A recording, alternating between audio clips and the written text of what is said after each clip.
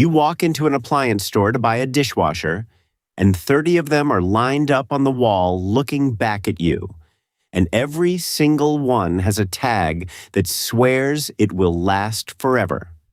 Then a salesman comes over, and he tells you the very same thing. I fixed appliances for 30 years, and I'm going to tell you what that salesman never will.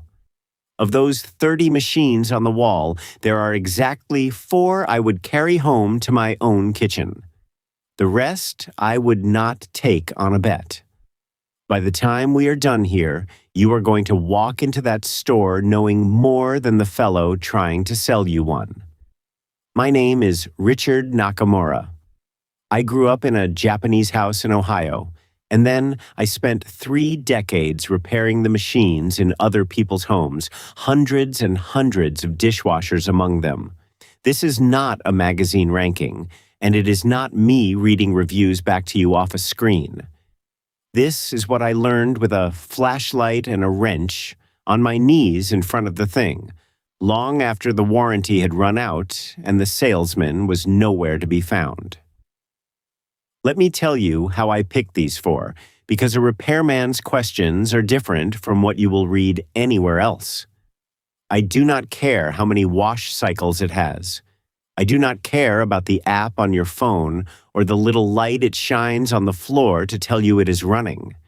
I care about 4 things, and only 4. How is it built? How long will it run? Can somebody actually fix it when it breaks? Will the parts be there when he needs them? That is the entire list, and everything else is decoration. I also did not just go on my own memory, because I want you to be able to check me instead of taking my word for it.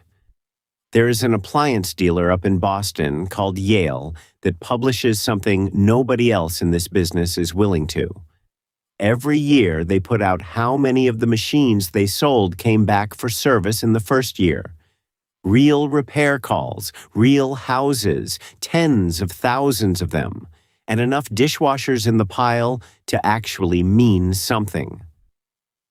Then I set that next to Consumer Reports, which does it a completely different way, testing machines in a lab and surveying the people who own them.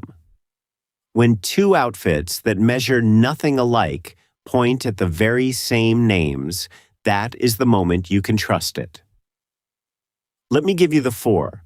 The first one is the machine I would put in my own kitchen tomorrow, and it is a Bosch. If you take nothing else from this whole video, you will not go wrong with a Bosch, and here is why. In Yale's service numbers, it sits right down near the bottom for repairs, under 8%, which in this category is about as good as it gets. It has a stainless steel tub, not plastic, and that matters more than people know. A plastic tub warps a little over the years and holds on to smell, while stainless just keeps going and rinses itself clean. It is quiet, genuinely quiet, the kind of quiet where you have to open the door to be sure it is even running. The cleaning is dependable. The parts are on every shelf in the country, and any competent technician can work on one blindfolded. It runs somewhere around $800 to $1,000, which is real money. But it is the exact spot where reliability, price, and repairability all meet in the middle. That is the one I would drive home with, no hesitation. The second machine is the finest one on this list, flat out, and I will be just as honest about who it is for. That is Miele. In Yale's data, Miele is the single most reliable dishwasher brand there is, the lowest repair rate of anybody. And there is a reason for it you can see the moment you take the door apart. Miele makes very nearly every part of that machine themselves in their own factories in Germany. That goes right down to the small pieces most companies buy from whoever bids cheapest that month. Here is the thing that stopped me cold as a repairman. Miele commits, in writing to keep the spare parts for a machine available for many years after they quit selling it. Think about what that tells you. That is a company that built the thing expecting it to still be running 2 decades on, and then put its own money behind the promise. I serviced one once, a miele that a family had bought 15 years before, and it ran like the day they carried it in. All it wanted was a new seal, and the part was sitting on the shelf for a machine older than the technician I sent out. Now the honest part, because there is always one. A miele will run you $1,500, $2,000 and up, so it is not for every budget, and I will not pretend it is. Miele also wants their own trained people working on them, which means before you buy one, you had better have an authorized service center within a reasonable drive. In a big city that is no trouble at all. Out where the roads get quiet, it can be a real problem, and I would hate to see you spend that kind of money on a machine nobody near you is allowed to open. If you have the budget and the service, though, it may honestly be the last dishwasher you ever buy. The third machine is for the person who wants tough, commercial-grade guts on a tighter budget, with the widest parts network in the whole country standing behind it. That is a KitchenAid.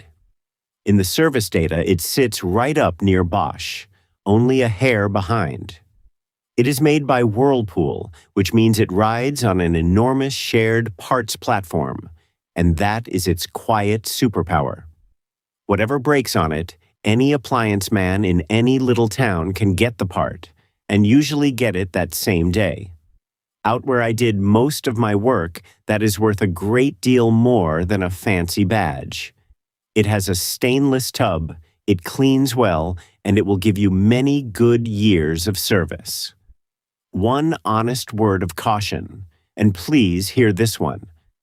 Make sure you are buying the model with the true stainless steel tub, because KitchenAid also sells cheaper versions with a plastic or a partial tub, and those are a lesser machine wearing the same family name. Get the stainless one, and you have bought a great deal of dishwasher for the money. The fourth is the one for a fancy built-in kitchen, and I am going to be straight with you about exactly what your money is buying. That is the Bosch Benchmark, or its close cousin, the Thermador. Underneath the skin, these are Bosch engineering, the same reliable machine I already told you to buy, dressed up for a luxury kitchen with a panel that hides behind your cabinetry so you cannot even tell there is a dishwasher there. In the service numbers, it sits right in that same low, safe group as the standard Bosch. So if you are building a high-end kitchen, and you want that seamless custom look where everything disappears into the woodwork, this one earns its place on the list. Just understand that you are paying the premium for the finish and the integration, not for a machine that breaks any less than the plain Bosch, because on the inside, it is the plain Bosch. Now let me tell you where the reputation and the numbers do a funny thing, because you deserve the honest picture and not just a list of favorites. In Yale's most recent data, LG climbed up to around 11.5%, and when they dug into why, it came down mostly to the top rack on one high-volume model that kept needing repair. GE and GE Profile land in the middle of the pack, decent but not remarkable. I am not telling you those brands are junk, because they are not. I am telling you what the real service calls actually said, so that you can weigh it for yourself before you sign anything. Let me also give one thing back to the feature sheet, because I do not want you thinking I am against every modern touch. There is exactly one upgrade I will tell you is worth real money, and it is the adjustable third rack up top. The shallow one for your knives and your serving spoons, and the odd tall glass. That is not a gimmick. It genuinely makes the machine hold more and load easier, and there is nothing in there to break. Everything past that, the Wi-Fi and the 40 cycles and the light on the floor, you will use twice and forget. Spend on the tub and the rack. Skip the rest. There is another thing almost nobody tells you, and it sends perfectly good machines to the curb years early. Half the dishwasher failures I was ever called out for were not the machine at all. They were the installation. A dishwasher has to sit dead level, and its drain hose has to loop up high under the counter before it runs down to the sink, so that dirty water cannot siphon back into your clean dishes. When that loop is done wrong, the machine smells, it does not drain, and people blame the brand and go buy another one. So whoever puts yours in, ask them to level it and to run that drain line up in a high loop. 2 minutes of care at the start buys you years on the back end. But here is the single most useful thing I can tell you in this entire video, and it is the one thing I know cold because I lived it for 30 years. Before you buy any dishwasher, any brand, any price, call a repair shop in your own town and ask them 2 plain questions. Do you work on this brand, and can you get the parts? Because someday, that is the fellow standing in your kitchen. A machine with a perfect reliability score that no shop near you will touch is worse than an ordinary one with a good man 20 minutes down the road.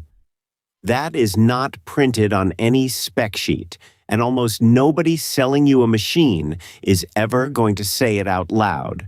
While I have got you, let me save you a service call I ran 100 times over, because it was almost never a broken machine. Somebody would phone up and say the dishwasher just stopped cleaning. The dishes come out with grit still on them.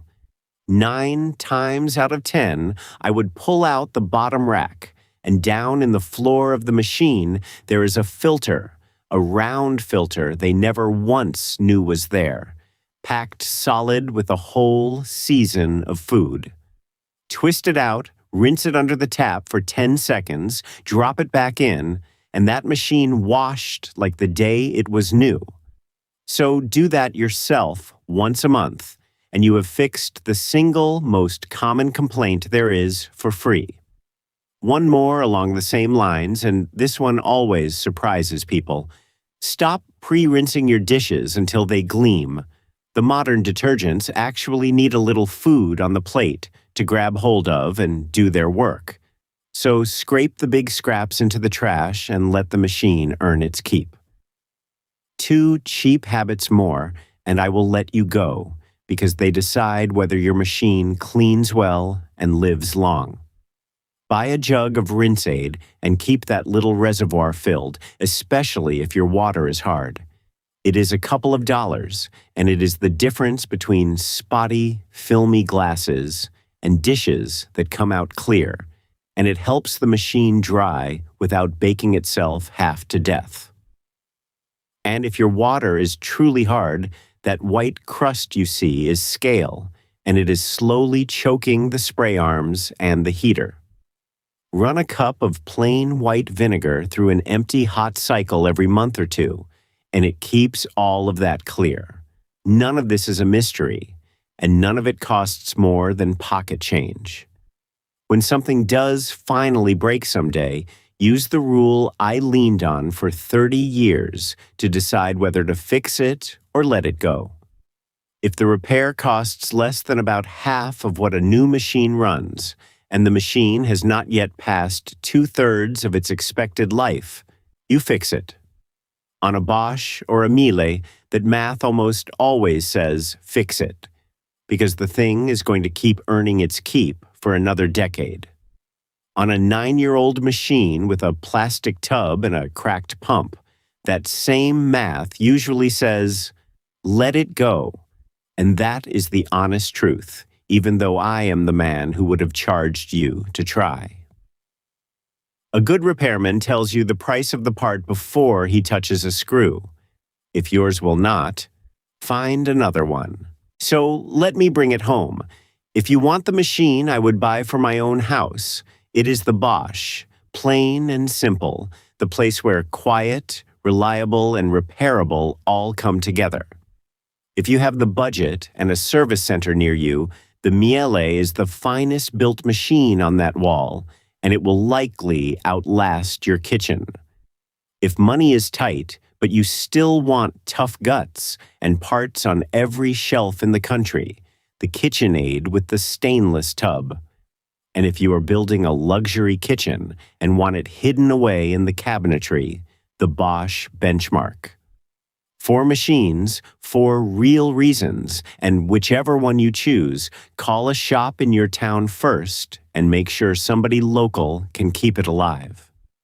Here is the thread that runs underneath all of it, the thing 30 years on my knees taught me.